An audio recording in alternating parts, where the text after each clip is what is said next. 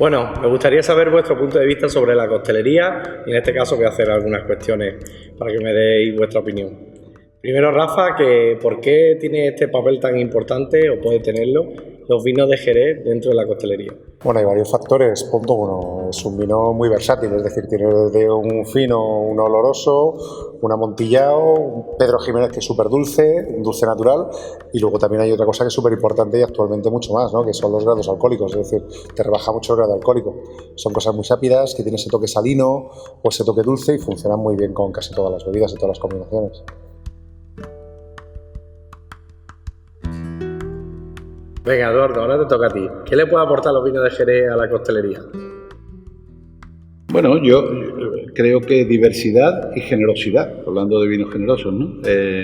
Desde la sapidez que dan los vinos secos, los finos, las manzanillas, los amontillados, hasta el dulzor y el aroma de frutos secos y de pasa que puede dar un Pedro Jiménez dulce, ¿no? O sea, diversidad y sobre todo amplitud de sabores. Bueno, ¿por qué vino te decantarías para mezclar?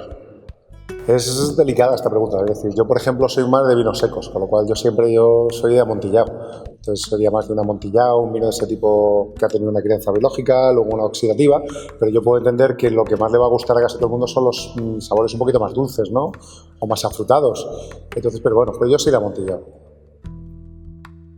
Como diría James Bond, ¿removido o agitado? Yo removido.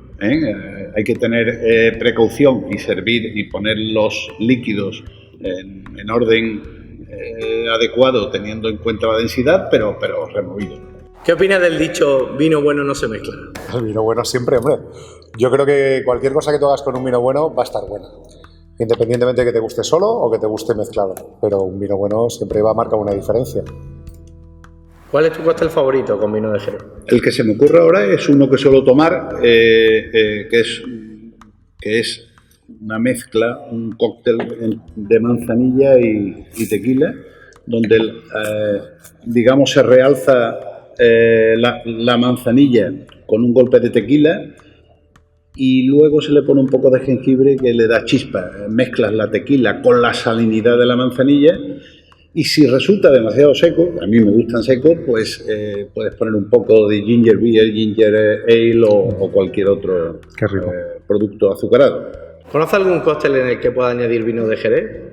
Y tienes varios, pero por ejemplo el más famoso, el más popular con vinos de Jerez es el Adonis, pero yo personalmente soy más de cócteles. Yo creo que la coctelería está hecha para hacer cambios y va innovando, entonces me gusta mucho el Sherry Mary, el rebujito en una feria tiene su momento, es decir, tienes un momento para casi todo. Y creo que el vino de Jerez ha llegado para quedarse y creo que es el momento adecuado para que todo funcione perfectamente y que todos los cócteles se hagan con vinos de Jerez. ¿La mixología tú crees que puede ser un camino para incluir a los clientes jóvenes dentro del mundo del vino? Seguro.